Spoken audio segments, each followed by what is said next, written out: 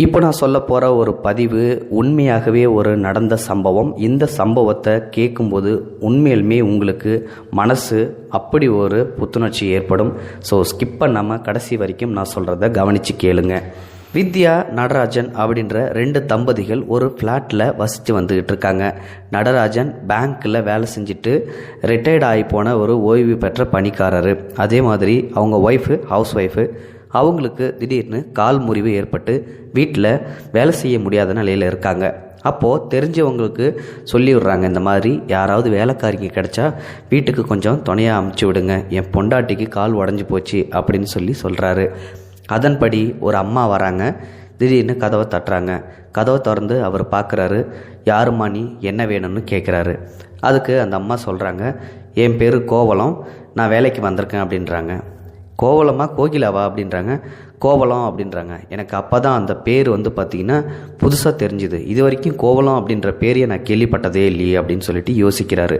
அதுக்கப்புறம் சரிம்மா என்ன விஷயம் அப்படின்னு கேட்குறாங்க. நான் வேலைக்கு வந்திருக்கேன், உங்களுக்கு தெரிஞ்சவர் தான் இந்த வீட்டு அட்ரஸை கொடுத்து என்னை அமுச்சு விட்டாங்க அப்படின்றாங்க.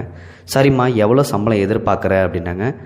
எனக்கு அதெல்லாம் எதுவும் வேணாயா, சாப்பாடு கொடுத்து ஆனால் ரூமு கொடுத்துடணும். நான் இங்கே எனக்கு தங்கறதுக்கு எதுவும் இடம் இல்லை. நான் ஏற்கனவே தாம்பரத்தில் வேலை செஞ்சுக்கிட்டு இருந்தேன். அந்த வீட்டு ஓனரு துபாய் போயிட்டார், அதனால் இந்த வீட்டுக்கு வந்திருக்கேன் வேலைக்கு அப்படின்றாங்க. சரி உள்ளவாமா, எனக்கு என் பொண்டாட்டிக்கு கால் உடஞ்சிருக்கு, அதுக்கு தான் உதவி தேவை, நீ இங்கேயே இருந்துக்க, 6000 ரூபா சம்பளம் தரேன் அப்படின்னு சொல்கிறாங்க. பரவாயில்லையா, உங்கள் இஷ்டம் அப்படின்னு சொல்லிட்டு ஏதோ ஒன்று சொல்லிவிட்டு அவங்க பட்டுக்கும் வீட்டுக்குள்ளே போகிறாங்க. ஆனால் அவங்க பார்க்குறதுக்கு ஒரு 50 வயசு இருக்கிற மாதிரி இருக்கும். ஆனால் தோற்றத்தில் 30-35 வயசு மாதிரி தான் தெரியுது. அப்படி ஒரு பளபளப்பான மேனியாட்டம் இருக்காங்க. அப்படி இருக்கும்போது நம்ம நடராஜனோட மனைவியோட தங்கச்சி மாதிரி அவங்களுக்கு முறை தோணுது. பட் இருந்தாலும் இவருக்கு ஃபஸ்ட்டு பிடிக்கவே இல்லை. ஆள் பார்க்குறதுக்கு கிழிஞ்ச சேலை, தலையில் எண்ணெய் வைக்காத முடி, கொஞ்சம் ஏழ்மை அவங்க முகத்திலே தெரிஞ்சுது. இப்படி இருக்கிற பொண்ணை யார் தான் நல்லா பார்த்துப்பாங்க. சரி ஏதோ ஆக மொத்தம் எங்கள் வீட்டில் இடம் இல்லைம்மா, இப்போது நீ எங்கே தங்க போகிற அப்படின்னு சொல்லி கேட்குறாங்க. பரவாயில்லையா, நான் கிச்சன்லேயே படுத்துக்கிறேன் அப்படின்னு கோவலமும் சொல்கிறாங்க. சரின்னு சொல்லி வேலையை ஆரம்பிக்கிறாங்க. வேலையை ஆரம்பித்ததுக்கப்புறம் அவங்க கொஞ்சம் கொஞ்சமாக சமைக்க ஆரம்பிக்கிறாங்க. முதல் நாள் சமைக்கும்போது நடராஜனுக்கு பிடிக்கவே இல்லை. என்ன சாப்பாடு இது, கொஞ்சம் கூட பிடிக்கவே இல்லையே அப்படின்னு சொல்லிட்டு கடுப்பில் என்ன பண்ணுறது, மனைவிக்கு கால் உடஞ்சிச்சு, இதெல்லாம் சாப்பிட்டு தான் ஆகணும் அப்படின்னு சொல்லிட்டு சகிச்சுக்கிட்டு சாப்பிட்டுட்டு இருக்காங்க. ஒரு நாள் முட்டைக்கோசை வேக வைக்கிறேன்னு சொல்லிட்டு சட்டியை கருவு விட்டுறாங்க. அப்போது நடராஜனோட மனைவியே ஏஞ்சி திட்டுறாங்க. என்ன நீ இப்படி தான் சமைப்பியா, சட்டியை கருவு ஊட்டியே, உன் நினப்பு எங்கே இருக்குது, ஒழுங்காக வேலை செஞ்சால் செய், இல்லாட்டி இங்கேருந்து போயிடு, எதுக்கு எங்கள் உயிரை வாங்குற அப்படின்னு திட்டுறாங்க. மன்னிச்சுக்கோங்கம்மா, ஏதோ ஒரு நினப்பில் விட்டுட்டேன் அப்படின்னு சொல்கிறாங்க. இது வரைக்கும் அவங்க சாப்பாடு சாப்பிட்ட அவங்களுக்கு கொஞ்சம் கொஞ்சமாக ஒரு மாதத்துலேயே அவங்களோட சாப்பாடு பிடிச்சி போயிடுச்சு. நல்ல சாப்பாடு, அதுக்கப்புறம் பலகாரம், ஸ்வீட் ஐட்டம்ஸ் எல்லாமே விதவிதமாக செஞ்சு போட ஆரம்பித்தாங்க. ஒரு அக்காவை பார்த்துக்கிறத மாதிரியே அந்த கால் உடஞ்ச நடராஜன் மனைவியை கோவலம் பார்த்துக்கிறாங்க. இப்போது கோவலத்தை அந்த வீட்டுக்காரங்களும் நல்லா கவனிச்சிக்கிட்டே இருக்காங்க. எந்த ஒரு ஆடம்பரமும் இல்லை, தன்னோட கஷ்டத்தை சொல்லி புலம்பவும் இல்லை. சாப்பிட்றது, தண்ணி குடிக்கிறது, டீ குடிக்கிறது, இந்த மாதிரி எந்த ஒரு காட்சியும் பார்த்ததே இல்லை. ஒரே ஒரு நாள் மட்டும் நடராஜன் ஒளிஞ்சு நின்று கோவலம் சாப்பிட்றத பார்த்துருக்காரு. அதுவும் வெறும் சொத்தை சாப்பிட்ருக்காங்க. கஞ்சியில் உப்பு கூட போடாமல் சாப்பிட்டுட்டு இருக்கிறத பார்த்துட்டு அவங்களுக்கு கண்ணே கலங்கிடுச்சு. ஆனால் கோவலம் அது எதையுமே பொருட்படுத்தாமல் தூங்குறது கூட தெரியவே தெரியாது. காலையில் அவங்களுக்கு முன்னாடியே ஏஞ்சிருவாங்க. அதே மாதிரி வேலையை முடிச்சுட்டு படுக்கிறது, அவங்க தூங்கினதுக்கு அப்புறம் தான் தூங்குவாங்க. இப்படி நாட்கள் போய்கிட்டே இருந்தது. சாப்பாடு நல்லா சமைச்சிக்கிட்டு இருந்தாங்க. ஒரு நாள் பேங்க்கில் வேலை செஞ்ச அவங்களோட ஸ்டாஃபும் வந்துடுறாங்க. பணி ஓய்வு பெற்று இருக்கிறதால அடிக்கடி அவங்களோட ஃப்ரெண்ட்ஸுங்க வருவாங்க, நடராஜனை பார்க்குறதுக்கு வராங்க. அப்போ தான் கேரட் அல்வா செஞ்சு கோவலம் கொண்டாந்து வைக்கிறாங்க. அந்த அல்வாயை சாப்பிட்டுட்டு எல்லாரும் செம்ம சூப்பராக இருக்குது, இன்னும் கொஞ்சம் வேணும், இன்னும் கொஞ்சம் வேணும்னு சொல்லி அவங்க ஃப்ரெண்ட்ஸ் எல்லாருமே சொல்கிறாங்க. அப்படி ஒரு அசத்தலான சாப்பாடு. இப்போது நடராஜனுக்கும் வித்யாவுக்கும் 2 பசங்க இருக்காங்க. ஒரு பையன் மும்பையில் அவங்க ஒய்ஃபோடு இருக்காங்க, இன்னொரு பையன் டெல்லியில் இருக்காங்க. எப்போயாவது லீவு கிடச்சிதுன்னா சம்மரில் ஹாலிடேவுக்கு திருப்பி கொஞ்ச நாள் ஃபங்க்ஷன் எதாவது இருந்ததுன்னா அட்டன் பண்ணிவிட்டு போயிடுவாங்க. இப்போது இவங்க 2 பேருமே வந்து வெளியில் இருக்கிறதால இவங்க 2 பேர்த்தையும் பார்த்துக்கிறதுக்காக தான் கோவலம் இருக்கிறாங்க. இந்த மாதிரி ஒரு சுச்சுவேஷனில் திடீர்னு மூத்த பையன் ஊருக்கு வராரு மருமகளை கூட்டிகிட்டு. எல்லோரும் சந்தோஷமாக சாப்பிட்றாங்க. அப்போது கோவலத்தோட சாப்பாடை சாப்பிட்டுட்டு மூத்த பையன் ரொம்ப அருமையாக இருக்குது, இந்த வேலைக்காரி இந்த மாதிரி வந்து கிடைக்கிறது கஷ்டம்தான், நான் வந்து கூட்டிகிட்டு போயிடுறேன் அப்படின்னு சொல்லி சொல்கிறாங்க. அதுக்கு மருமகளும் சொல்கிறாங்க, ஆமாம்மா எனக்கும் இந்த வேலைக்காரி பிடிச்சிருக்கு, ரொம்ப அவ்வளோ ஒரு எளிமை, எந்த ஒரு கெட்ட பழக்கமும் கிடையாது, யாருக்கிட்டையும் எதுவும் வம்பு தும்பும் வச்சுக்கிறது இல்லை, சாப்பாடு கூட சாப்பிட்றது கூட வெளியில் தெரியல, அவ்வளோ அருமையாக சமைக்கிறா, இந்த வேலைக்காரியை நாங்கள் கூட்டிகிட்டு போகிறோம், நீ கேட்குறத விட நான் அதிகமாகவே சம்பளம் தரேன் வாமான்னு சொல்லி கூப்பிட்றாங்க மூத்த பையனும் மருமகளும். அதுக்கு கோவலம், வேண்டாங்க நான் இங்கே இருக்கிறதே எனக்கு போதும், தராங்க எனக்கு தகுந்தா போல் அப்படின்னு சொல்லிடுறாங்க, மறுத்துடுறாங்க. உடனே அவங்களும் 2 நாள் இருந்துட்டு திருப்பி ஊருக்கு போயிடுறாங்க.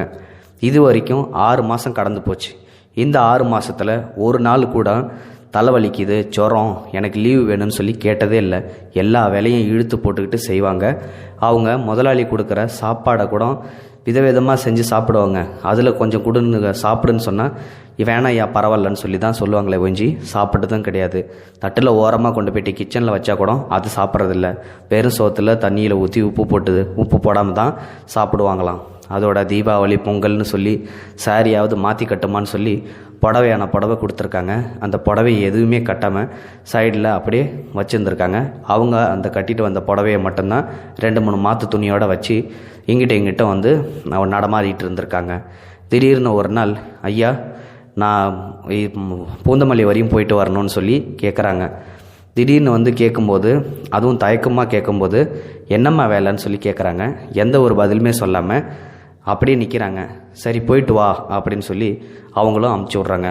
கோவலம் எல்லா சாப்பாடு எல்லாத்தையும் தான் சமைச்சிட்டு மதியத்துக்கு உங்களுக்கு தேவையானதை செஞ்சு கொடுத்துட்டு அப்புறமா நான் போகிறேன்யா அப்படின்னு சொல்கிறாங்க. அதெல்லாம் ஒன்றும் வேணாம், 6 மாதத்துக்கு அப்புறம் நீயே இப்போ தான் அரை நாள் லீவு கேட்டிருக்க, எந்த சமையலும் செய்யலாம் எல்லாம் நாங்கள் பார்த்துக்குறோம், நீ போ அப்படின்னு சொல்லி அமுச்சு விட்டுறாங்க. உடனே அந்த வேலைக்காரியும் போகிறாங்க. மறுநாள் சாயங்காலம் தான் வராங்க. வீட்டுக்குள்ளே வந்த உடனே ஒரு தயக்கத்தோட, ஐயோ பொண்டாட்டியால் ஏந்திரிக்க முடியாது, இவருக்கு சமைக்க தெரியாது, இப்படிப்பட்டவங்களில் தனியாக விட்டுட்டு போயிட்டு நம்ம வரமே அப்படின்ற தயக்கத்தோடு உள்ளே வராங்க. மன்னிச்சிருங்க ஐயா கொஞ்சம் லேட்டாகிடுச்சின்னு சொல்லிட்டு உள்ளே வந்துட்டு காஃபியை போட்டு கொடுத்து உளுத்த பருப்பு உருண்டிய சாப்பாட்டில் செஞ்சு கொடுக்குறாங்க. சாப்பிட்றாங்க. சாப்பிட்டுட்டு அதுக்கப்புறம் தூங்க போயிடுறாங்க. மறுநாள் காலையில், ஏங்க நான் நைட்டெல்லாம் கிச்சனில் போய் பார்த்தேன், கோவலம் செம்மையாக அழுதுகிட்டே இருந்தா, என்னென்னு கொஞ்சம் கேளுங்க, நான் என்னத்தை கேட்குறது, நான் எத்தனை தடவை கேட்டாலும் ஒன்றுமே சொல்ல மாட்டேன்றா அப்படின்னு சொல்லி அவங்களும் 2 பேருக்குள்ளே பேசிகிட்டு இருக்காங்க. அப்போ தான் திடீர்னு காலிங் பெல் அடிக்குது. காலிங் பெல் அடித்த உடனே ஒரு 30 வயசில் ஒரு பையன் வரான். எங்கள் அம்மாவை கூப்பிடுங்க அப்படின்றாங்க. நீ யாருப்பா, யார் தேடி இங்கே வந்த, யார் உன்னோட அம்மா, உனக்கு யார் வேணும்னு கேட்குறாங்க. எங்கள் அம்மா பேர் கோவலம், அவங்க இங்கே தான் இருக்கிறதா சொன்னாங்க, எங்கே கூப்பிடுங்க அப்படின்றாங்க. என்னது கோவலம்மா, கோவலத்துக்கு யாருமே இல்லை, நான் ஒரு அனாதனில் எங்ககிட்ட சொன்னான், அதனால தானே நாங்கள் வீட்டிலே வேலைக்கு வச்சோம், இந்தாம்மா கோவலம் இங்கே வா, உன் பையன்னு சொல்லிட்டு யாரோ ஒரு பையன் இங்கே வந்திருக்கான், என்ன விஷயம்னு கேளு அப்படின்னு சொல்லி கோவலத்தை கூப்பிட்றாங்க. கோவலமும் வராங்க. இங்கே எதுக்குடா வந்த, உனக்கு என்ன வேணும், போ இங்கேருந்து அப்படின்றாங்க. எனக்கு ஒன்றும் வேணா நீ வந்து இங்கே எதுக்காக தேவையில்லாமல் கஷ்டப்பட்டுக்கிட்டு இருக்க, பாரு கிழிஞ்ச சேலை, வேலைக்காரிய ஒரு வேஷம், எவ்வளோ பெரிய கோடீஸ்வரி நீ, உனக்கு 2 கோடி ரூபா இருக்குது, வாங்கிக்க, செவனேன்னு வந்து வீட்டில் இரு, இல்லாட்டி அதையாவது வாங்கிக்க, உன் பிச்சை காசு ஒன்றும் எனக்கு தேவையே இல்லை, ஒழுங்காக போயிடு, நான் வந்து இங்கே செம்ம கடுப்பில் இருக்கேன், இதுக்கு மேலே இங்கே வந்து என்னை தொந்தரவு பண்ண செருப்பாலே அடிப்பேன் அப்படின்னு சொல்லி துரத்தி விட்டுறாங்க. இவங்க 2 பேரையும் பேசும்போது உத்து பார்த்துக்கிட்டே இருக்காங்க. உடனே அந்த பையன் என்ன சொல்கிறான், நானே எவ்வளோ தூரம் சொல்லி பார்க்குறேன், 2 கோடி ரூபா அசால்ட்டாக வேணான்னு சொல்லி சொல்கிற, எனக்கு ஒன்றும் வேணாம், நீ போயிட்டே இருறா, அதுக்கப்புறம் என்கிட்ட வந்து பணத்தை கொடுக்கல, அது கொடுக்கல, இது கொடுக்கல, உன்னை வந்து கடைசி காலத்தில் நாங்கள் தான் தூக்கி போடணும், அதை மட்டும் பார்த்துக்க, டேய் நீ ஒன்றும் என்னை தூக்கி போட தேவையில்லை, எனக்கு தூக்கி போடுறவங்களுக்கு என் பின்னால் 4 பேர் நல்லவங்க இருந்தால் போதும், ஐயா நீங்கள் என்னை தூக்கி போட மாட்டீங்களா ஐயா அப்படின்னு சொல்லி கோவலம் கேட்க, என்னம்மா இது கேள்வி, நீ எங்கள் வீட்டில் இருக்க, கண்டிப்பாக உன்னோட கடைசி காலத்தில் எங்கள் வீட்டில் நாங்கள் இருக்கும்போது முடிஞ்சதுன்னா நாங்கள் தாம்மா பார்ப்போன்னு சொல்லி அவரும் சொல்கிறாரு. அதோட அந்த பையனும் அங்கேருந்து ஏதோ பண்ணி தொலை, நான் போகிறேன், காசை வேணான்னு சொல்கிற ஒரே ஆள் நீ தான், கடைசி காலத்தில் கஷ்டம் தான் பட போகிற அப்படின்னு சொல்லிட்டு அந்த பையனும் போயிடுறான். உடனே அழுதுகிட்டே உள்ளே போகிறாங்க. இப்போது அவங்க 2 பேரும் கேட்கவே இல்லை. அவங்க கோவலமாகவே வந்து, ஐயா அம்மா உங்ககிட்ட கொஞ்சம் பேசணும் அப்படின்னு சொல்லி சொல்கிறாங்க.